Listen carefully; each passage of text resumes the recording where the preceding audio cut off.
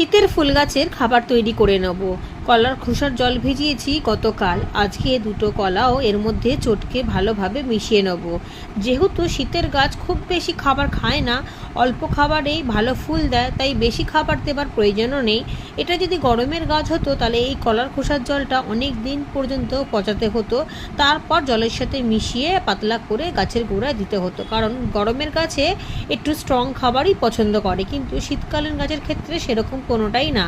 শীতকালীন গাছে খুবই হালকা হালকা খাবার দেওয়াটাই ভালো, তাতে গাছের গোড়াটা নষ্ট হয়ে যায় না এবং গাছও সেই খাবারটা নিতে পারে। চারপাশ দিয়ে কিন্তু ব্রাঞ্চ বেরিয়ে ফুলে ভরে যায়। আজকে সেই খাবারটাই তৈরি করে নিলাম। এবার এই খাবারটাই আমি একদিনের মধ্যে রেডি করে বিকালবেলা সমস্ত গাছে দিয়ে দেবো। এখন তো রোদের টাইম, এখন এই সময়টা দেবো না, তবে তার আগে কিন্তু গাছের গোড়ার মাটিটাকে একটু শুকনো রাখতে হবে। গাছ ঝিমিয়ে গেলেও কোনো সমস্যা হবে না এই কারণে।